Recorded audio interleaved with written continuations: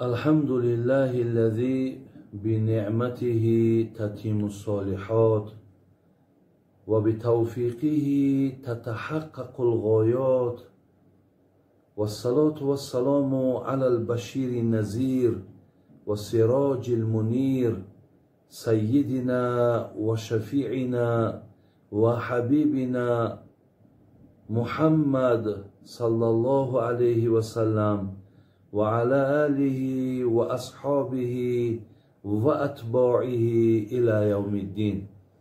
السلام عليكم ورحمة الله وبركاته. الله مهربان میگه چرا میدانید، چرا میفهمید، چرا میگویید ولی خود عمل نمیکنید؟ چرا؟ الله مهربان بسیار این چرای الله مهربان از روی غضب برادر عزیز.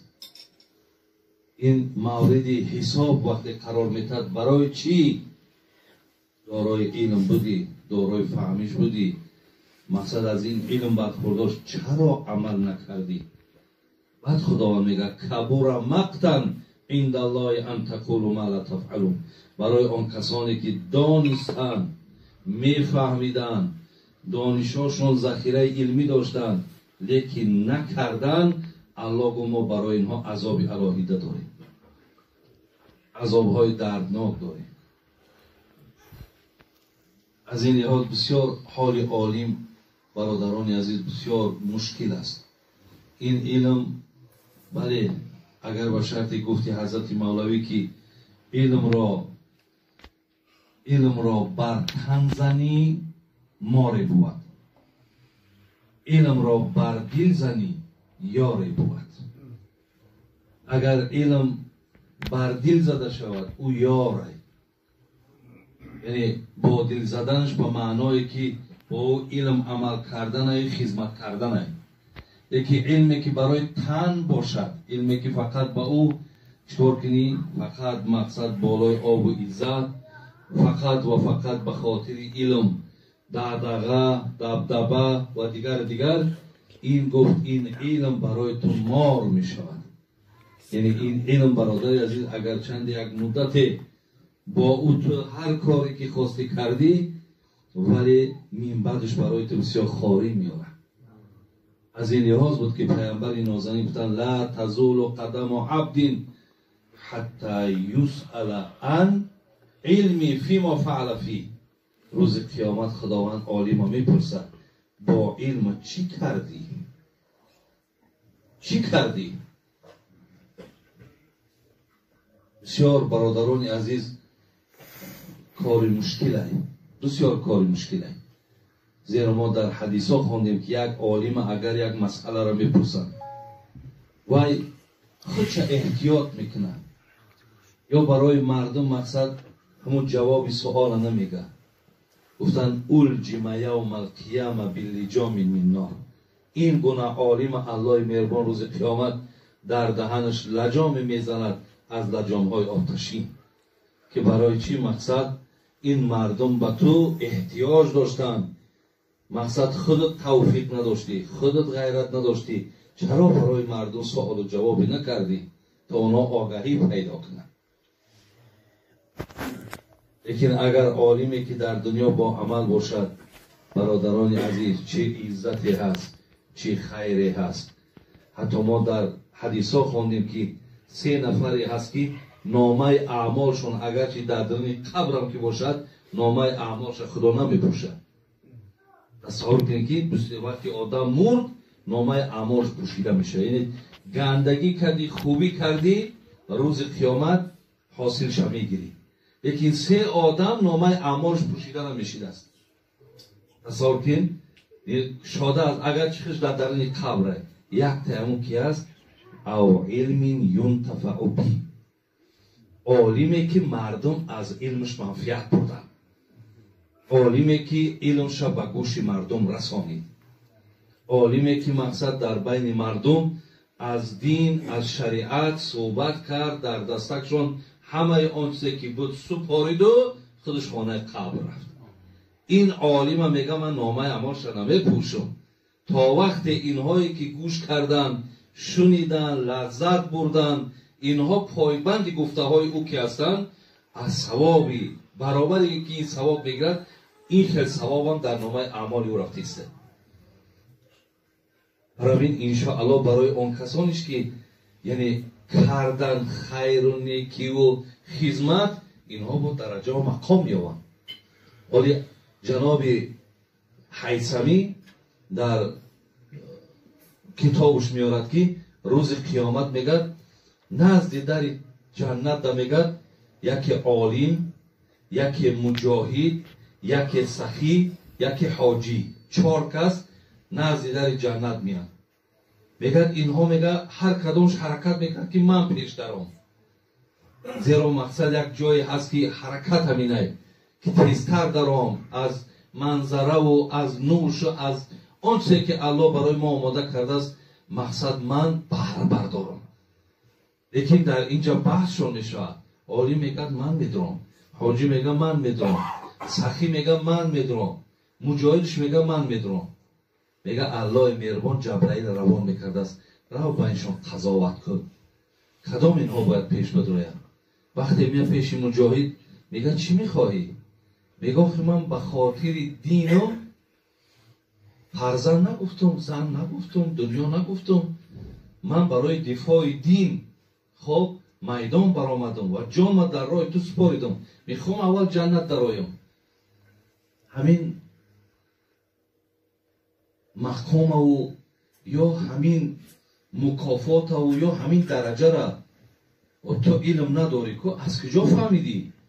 من از عالم ها فهمیدم. از عالم که فهمیده باشی، عالم احترام که آداب که عالم پیش بدرال.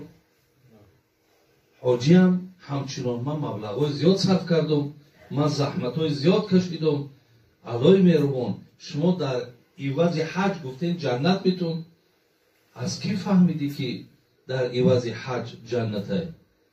خب کی شما را تا این راه تا اندازه راه که چند هزار پرتوفتی و رفتی گرد یک خانه کعبه را طواف کردی؟ البته دستوری عالم بود. خیلی عالم پیش بگذار، آداب در کجای؟ سخی هم همچنان. الله مهربان همین چی مبلغ دادی، اکثر اینها را من در راه تو صرف کردگیم. اگه بشارت های خودت برای سخی که داخل شده از کی فهمیدی؟ از عالم فهمیدی. برادر از عالم ببینید اینجا چه عجیب گپیه. عالم هم میارن در پیش میمونن، سخی را میمونن، مجاهد را میمونن، حاجی را میمونن. الله میگه عالم مرحمت شما داخل جنت شوید. عالم میگه که الله مهربان حقیقتا اگر چندی که داخل شدن جای من حق من باشد، لیکن من با کمک همین آدمای سخی، با کمک همین آدمای سخی مقصد خدمت کردم، درس خواندم، کتاب خریدم و هر چیز پیشروی کردم، با دستگیری هم کردم. الله مهربان خواهشم همینه که اول سخی داره. ببین اگر چی نزد دروازه جنت هم برای عالم چقدر مقام مرتبه است که حق اول در آمدن تو داری.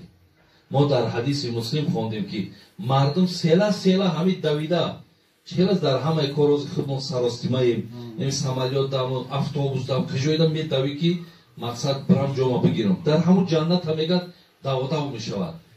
عالم ها هم می دوان، میگد نزد ملائکه پیشی راشا میگیرن با جناب داملا اینجا بید شما اینو بان در آمدن بگیرن، شما همراه شهدا همراه پیامبرا مردم شفاعت کنیم. شما را خدای مهربان این مقام داد است که هر نفری را که میخواهین، هر دوستی که دارین، شما اگر اشاره کنین الله مهربان با دست شما اونها را وارد جنت میکنن. شما این مقام دارین، شما این مرتبه دارین. لیکن افسوس برادران عزیز و گرامی که ماها این مقام و این مرتبه را در خاک میزنیم، در زمین میزنیم. عزیزای خدا میگن نظر به سوی خود کن که تو جان دلربایی، مفکن به خاک خود را که تو از بلند جایی. تو از بلند جایی، هیچ وقتی مقام بلند تا مقصد ایدست نته. از این لحاظ برادران عزیز و گرامی خوش به حال عالمانی که اینقدر نزد الله مهربان بین خوش خریدن، اینقدر احترام دارن که وای به حالی آن علم و آن عالمی که با علمش برادران عزیز و گرامی مقصد خدمت نمیکند یا خدمت کردن نمیتواند، یا یگان دردی دیگر یا یگان سبب دیگری دارد. علمی که اگر برادر عزیز به عمل میشده است فایده نداشته است، بیهوده بوده است. دو، حضرت گفته است تقوایی که در ظاهرت باشه و در باطنت نباشد، این هم گفته است بیهوده است. این اصلا در حاضرت دنیای ما بسیاره برادران. اگر من ملامت نمیکنم، من مذمت، من به خدا نمیخواهم در همین برآمدم با کسی مقصد یگان نقطه سختی را بگم، زیرا الله مهربان واعظا را میگه ادعو الی سبیل ربک بالحکمت والموعظه الحسنه. مردم فقط به سخن خوب ملایم نیک دعوت کنیم. واعظ حق نداره که یک آدم ایراد بگیره، یک آدم کمبود بگه، زیرا که پیامبر نازنین میگفت من ستر مسلما ستره الله یوم القیامه. اصلا باید ما عیب مؤمن بپوشیم، عیب مؤمن آشکار نکنیم. از اینا میگه کسی را عیبش پوشانیدی خدا عیبها تا روز قیامت میپوشه. حتی میگه من غسل میتا فکتم عیبه غفر الله له 40 مرتن. برادرای عزیز، یا مرده را میگه میشوی، پیامبر میگه یا مرده را شستی، دیدی در بدن همون بعضی کمبودی ها دیدی، اگر همون کمبودی ها را میگه با بیرون با کسی نگفتی، الله مهربان به خاطری که سیری همین مرده را، عیب همین مرده را تو پوشانیدی 40 بار گشته و گشته میبخشد، 40 بار میگرده و میگرده میبخشد، برای که تو عیب یک برادر مسلمان تا پوشانیدی با کسی نگفتی. وقتی مرده را این خیلی ما احترام بگذاریم، این قد ثواب بگیریم، این زنده های را که ما اگر احترام کنیم، این زنده های را که اگر عیب هاشون پوشیم، این زنده های را که ما یک کمبودی یک کسا بینیم در تمام جا چک چک زده میگردیم. حالا آن که این را پوشانیدن یک عیب مرده 40 بار مورد مغفرت پیش الله مهربان قرار میگیریم. 1000 گنج عبادت، 1000 خانی کرم. برادر خانی بابای موسی را بینیم، اگر میگه هزارها همین که دسترخوان کنیم، 1000 گنج عبادت، 1000 خانی کرم، 1000 طاعت شبها، 1000 بیداری، 1000 خلوت سال،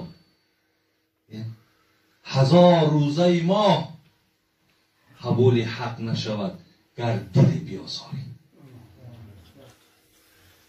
این قبول حق نمی شود اگر شما دلی را آزاد کنید.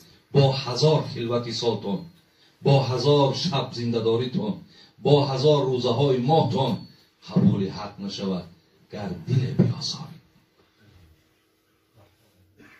خدا رحمت کنه عزیزای خدا را. همه معنای حدیث هم به خدا، من در راستی حاضر 10 حدیث تون میگم به خدا، با راویاش با سنداش میگم تو. شیخ سعدی میگفت سگ بران آدم شرف دارد. باز در همجه را بید برادر را بید هم یکی توی کشرو یک کس اگر بگوید سگ چند ملال میشین، نیکی شیخ سعدی که در کذب میکنه پای دوی همین فکتوشا که میاره خیلی میگوی گفی مردک درست. میگه سگ بران آدم شرف دارد. سگ بر بعضی آدم ها میگه بالاتره، خیلی بالاتر. سگ بران آدم شرف دارد که دلی دوستان بیازارد. این سخن را حقیقت باید تا معانی به دل فرود آید.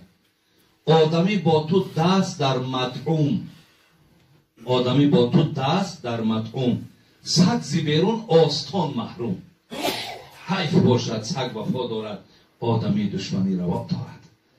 حضرت میگه سگ در بیرونه، برادرایی که با تو اذیتت میتن، آزارت میتن، در یک طبق نان میخوره قطید، پس مانده اتنا سگ میخوره، پس مانده هر دشما رو سگ خورد.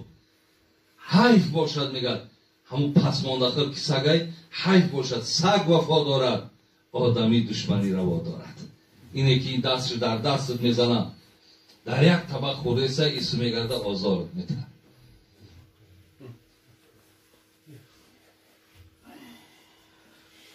برادر از گفت سر چی میرفت؟ تقوایی که در ظاهر هست در باطن نیست. ظاهرا میبینی، اگه ما ملامت نکنیم، ظاهرا میبینی همه سنتی های، لیکن در قلب دیگر چیز های. ما برادرای عزیز باز میگم به خدا، ما از عمره برادران نیستم که کسی را اشاره کنم. فقط در تجربه حیاتی دیدیم که از ملاشم، از حاجیشم، از شیخشم، از کدامش که نباشه، بسیار کارهایی گذشت که حتی بسیاری مردم دیگر باورشونم، اعتقادشونم بگین یا باورم کرده دیگر نمیتونن. از این لحاظ این عزیز خدا را میگه تقوی در ظاهر باشد در باطن نه، این تقوا بیهوده است. برای همین صوفی علیار مسلک المتقین داره، بسیار گپاکای شیرین داره، بسیار گپاکای خوب داره. میگه که دست در سبحه، زبان در یاد، دل در انجام دنیوی فریاد. آدمای زمان میگه عجیبه، دستش تسبیح میکنه سبحان الله سبحان الله، میگه که در درون دل میگه فریاد دنیا های. دست در سبحه، زبان در یاد، دل در انجام دنیوی فریاد. بچه میگه ظاهر خود حلقه پوشی ها، ظاهر شما میبینی کیف میکنی، حکم میگویی را بینی. ظاهر خود حلقه پوشی ها، باطن خود مکر و فریبی ها. عزیزا دیدن کی میگن باطن خود مکر و فریبی ها، بعد اخیر در غضبناک میشه و بعد قلم با سخترک میچکا مینویسه این چه طاعت چه بندگی باشد، مردنت به که زندگی باشد. حیف بر تو آی مؤمن، حیف بر تو که در ظاهرت مردم فریب میکنی و باطنیت دیگر چیزا میگه. حیف بر تو میگه. دویم برادر عزیز، ظاهرت اگر تقوا و باطنت قبول ندارد، میگه این تقوات هم چی هست؟ بیهوده. سه، مالداری که سخی نیست، این مالداری هم بیهوده است. میگن خدا داد، الله رسانید. برادر عزیز اگر روی انصاف نظر کنیم، خب زمانی بود که ولی بچه ها حکایه میکنن ما در همین رسیا گشتیم، بچه ها به یک چیزای رسیدن، خدا از این زیادتشون، ما هم دویم دعاگوی همی هستیم. الله مهربان چقدر پیشرفت کنن. میگه بابای حاجی حاضر به خدای مهربان قسم در خانه اگه بگیم به حسابای خودشون 600,000 دلار زندگی میکنن، پیشترین ماشین در تای پوشه، درآمدش الله مهربان خودش میدونه چقدر زیاد باشد. خیلی قاری قطیمانه که با خداشون میان میگن، ما میگیم خداوند از این زیاد تام بده. خب لیکن میگه که من وقتی آمده بودم همین قسومی میافتم که فقط و فقط مقصد بر همون این قرار خمیر هم میپزن سوزما میکنن، همون را خریده میتونستم، دیگر هیچی را نی. الله را به چی مقام ها رسانید، به چی درجه ها رسانید. اگر یک بارک ما همون روزا را پیش رومون بیاریم، بزرگی الله را بیاریم که این خدا را ببین، ما را ای کدام مقصد حالت به کدام حالت آورد. اگر اینجا اندک انصاف باشه، انشاءالله به امر خدا در صرف کردن مالی که الله داده است، ما به خدای مهربان هیچ ترس و امید نداریم. من یک قصه تان میکنم میگذارم دیگر در زمانهای رسول اکرم صلی الله علیه و سلم. مهمان آمد نزد پیامبر، خواست که خانه پیامبر در مهمان شود، با حضرت یک لحظه که صحبت کنه و ای صحبت پیغمبر نازنین برخوردار شود. ای دور آمد با حضرت گفت ما مهمان شماییم. گفت بسیار خوش آمدی. در حال برادر گفت که یک خانه مرا گذر کرد. حضرت تو زمان یا 3 یا 4 زنش در نکاش بود. و یک خانم بگذار کدامش تیار است که من مقصد برده همین مهمان در خانم جا کنم. یک زمان پس آمد و پیش حضرت گفت حضرت گفت یگان خانه تیار نیست. در خانه بغیر آب هیچ نداری. دیگه وقتی این سخن گفت نزدش یک جوان مرد دیگه ایستادگی بود. گفت حضرت نمیشه که مهمان من مهمانداری کنم. این جوان مرد با از پیامبر در فقیرتر بود. گفت نمیشه که من مهمانداری کنم. گفت بسیار نیک میشود برای که خیلی خانه آماده نبوده است، تیار نبوده است.